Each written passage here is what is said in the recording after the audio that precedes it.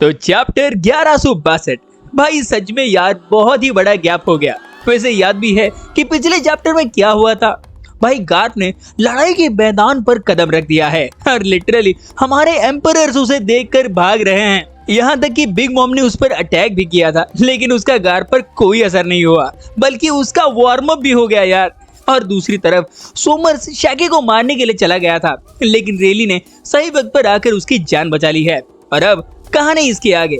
लेकिन आगे बढ़ने से पहले अगर आपने पहले वाले चैप्टर्स या फिर एपिसोड्स नहीं देखे हैं तो हमारे चैनल पर आपको वो सारे के सारे मिल जाएंगे। एक बार वो सब्सक्राइब बटन दबा दो, वीडियो तुम्हारी फीड में अपने आप पहुंच जाएगी।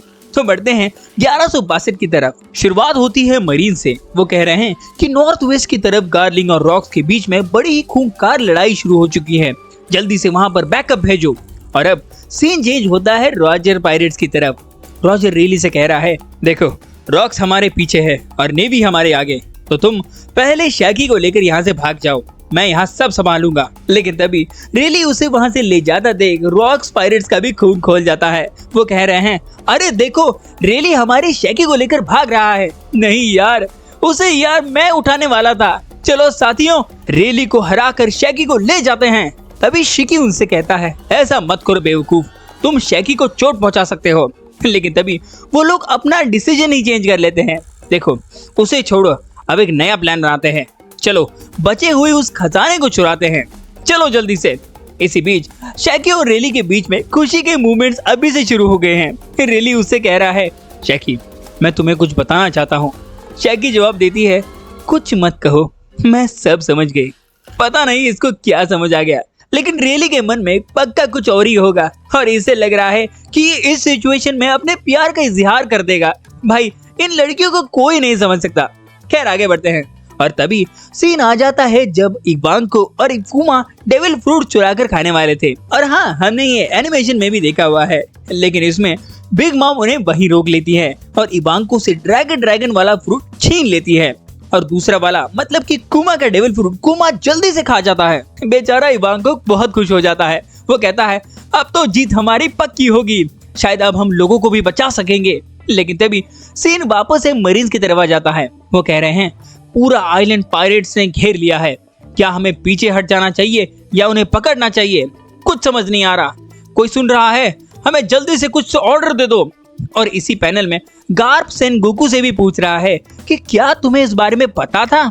सेनगोकू जवाब देता है, देखो अगर मैं गलत नहीं हूँ तो एक बंदे ने पहले भी ये सवाल मुझसे पूछा था और उसके बाद वो नेवी से भी गायब हो गया वो बंदा। इस पर गार्प कहता है, अच्छा तो ये सब एक सपना नहीं बल्कि हकीकत है। और तभी सीन अब रॉक्स की साइड में आ जाता है। उसे आखिरकार इरिस मिल ही जाती है, लेकिन पता नहीं ये टीच कहाँ है, मतलब कि ब्लैक बियर्ड। और उनके पीछे गार्लिंग और इमू की आर्मी भी पड़ी हुई है, एग्जैक्ट वैसी आर्मी जो हमने एल्बाफ में देखी थी। इरिस रॉक से कह रही है कि अरे ये तो मर ही नहीं रहे हैं, और जिन लोगों को उन्होंने बंदी बनाया था वो लोग भी अब डीमंस में बदल चुके हैं। कोई तो पावर है जो इन्हें कंट्रोल कर रहा है।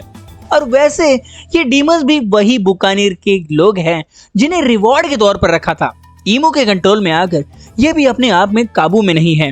लेकिन इनके पीछे भाग रहा गार्लिंग कहता है, अरे यार ये तो बहुत ही ज्यादा स्ट्रॉन्ग है, इसने तो मुझे जो घाव दिया है वो ठीक होने में तो बहुत ही वक्त लगेगा।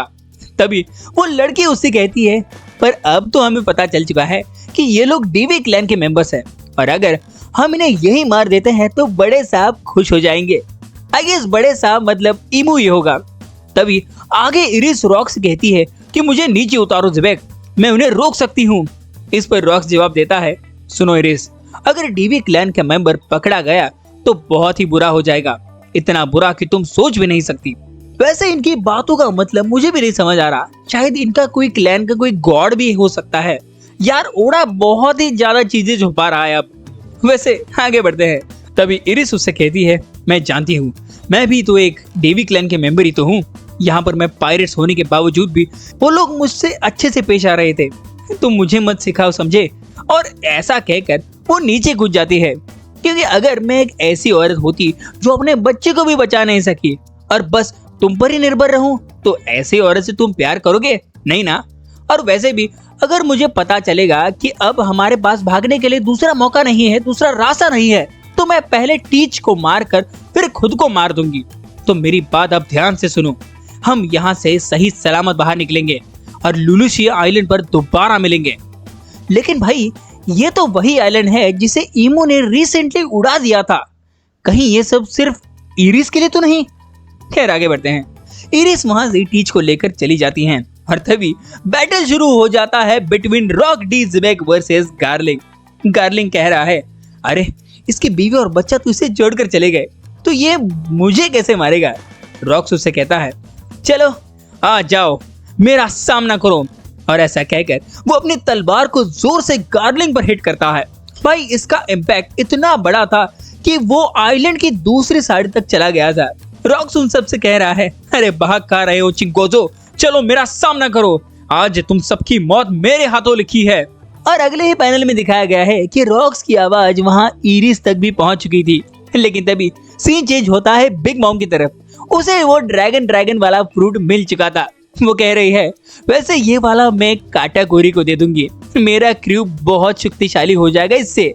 लेकिन तभी काइडो पीछे से आकर उस पर जोर से हिट करता है और उससे वो डेविल फ्रूट लेकर जल्दी से खा लेता है। और ये देखकर बिग मॉम को भी बहुत गुस्सा आ जाता है और अब इन दोनों के बीच में लड़ाई शुरू हो जाती है। पता नहीं क्या क्या हो रहा है भाई इस आइलैंड पर। और दूसरी तरफ ड्रैगन शैंक्स को बचाकर भाग रहा है और इरिस टीच को लेकर भाग रही है। लेकिन इसी बीच रॉजर पायरेट्स को भी बचा हुआ खजाना मिल जाता है। वो लोग बहुत खुश है खजाने को देखकर। उन्होंने इतना ज्यादा खजाना पहले कभी नहीं देखा था। ग्याबान कह रहा है, अरे देखो यहाँ पर तो डेविल फ्रूट्स भी हैं, लेकिन इनके पीछे वहाँ पर रॉक पायरेट्स के बंदे भी आ जाता है उस खजाने के लिए। और अब इन दोनों के बीच में वापस से लड़ाई शुरू हो जाती है और इनके पीछे से मरीन चिल्ला रहे हैं कि उन पायरेट्स को भागने मत देना, जल्दी से उन्हें पकड़ो। और नेवी को देखकर वहाँ के स्लेव्स भी खुश हो जाते हैं। उन्हें लगता है कि अब वो बच जाएंगे। और तभी दूसरी तरफ सैटर्न को ईमो की आवाज सुनाई देती है। वो कहती है या फिर कहता है, सैटर्न क्या रॉक्स मर गया? सैटर्न जवाब देता है, देखा जाए तो हालात अब हमारे काबू से बाहर है, हमें जल्द से जल्द कुछ तो करना ही होगा। इसी बीच दूसरी तरफ काइडो ने अपना ड्रैगन वाला फॉर्म भी ले लिया है। भाई लोगों को उस वक्त उड़ता वाला ड्रैगन पहली बार देखा था। सारे लोग उसे देखकर शॉक हो गए थे। लेकिन तभी सीन कुमा की तरफ आ जाता है। कुमा एक एक करके सबकी मदद कर रहा है। वो हर एक को यहाँ से कहीं दूर टेलीपोर्ट कर रहा है। लोग भी उसका दिल से शुक्रिया अदा कर रहे हैं। भाई मतलब कुमा उस वक्त उनके लिए एक भगवान था। वो सारे मिलकर उसका दिल से शुक्रिया अदा करते हैं। बड़ा ही इमोशनल सीन है। लेकिन तभी वहां पर एक जोरदार धमाका होता है, बिल्कुल वैसा ही जैसा एक एल्डर अपना फॉर्म बदलते वक्त होता है। और अगले ही फ्रेम में 3 सबसे ज्यादा पावरफुल कैरेक्टर्स को दिखाया गया है। रॉजर, गार्प और ज़िबेक तीनों को भी उस धमाके का एहसास हो जाता है, कुछ तो बड़ा होने वाला है। रॉजर का क्रू उससे कह रहा है, बॉस क्या ये धमाका रॉक्स पायरेट्स का था?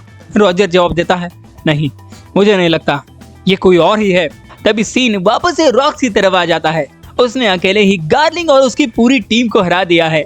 इतने में ही वहाँ उसका पूरा क्रू भी पहुंच जाता है। व्हाइट बेड उसे कह रहा है, हमें लगा कि तुम्हें मदद चाहिए इसलिए हम यहाँ आ गए हैं, वैसे तुमने तो अकेले ही इन्हें हरा दिया। और तभी काइडो भी ऊपर से उन्हें कह रहा है, अरे तुम दोनों देखो यहाँ पर, मुझे फाइनली एक डेविल फ्रूट मिल चुका है। रॉक्स उससे कह रहा है, अरे वाह तुम तो पहले से भी ज्यादा पावरफुल लग रहे हो काइडो। लेकिन व्हाइट बियर्ड उनसे कह रहा है, तुम दोनों जरा वहां देखो, वो आखिर है क्या? वेल एक्चुअली वहां पर सैटर्न अपने मॉन्स्टर वाले फॉर्म में आ चुका है। सभी ने उसे पहली बार इस तरह देखा है। गार्ब उसे देखकर कहता है, अरे यार ये अब नई मुसीबत आ गई है, कहीं मैं सपना तो नहीं देख रहा। और दूसरी तरफ रॉजर भी उनसे कह रहा है, अरे वाह लगता है अब मजा आने वाला है। और नीचे रॉक्स भी ये देखकर फायर्ड अप हो चुका है क्योंकि बैटल में ईमो समा खुद लड़ने आ चुका है। भाई अगला चैप्टर बहुत ही खतरनाक होने वाला है। मतलब Imu versus Roger versus Garp versus Rocks, भाई मजा आने वाला है, तो इसे मिस जरा भी मत करना। तो देख क्या रहे हो भाई, चैनल को ज्यादा से ज्यादा लाइक और सब्सक्राइब कर दो क्योंकि चैप्टर यहीं पर खत्म हो गया है। और हाँ अगला चैप्टर देखना हो तो सब्सक्राइब कर दो यार, मैंने बोला तो है। मिलते हैं अगले चैप्टर में।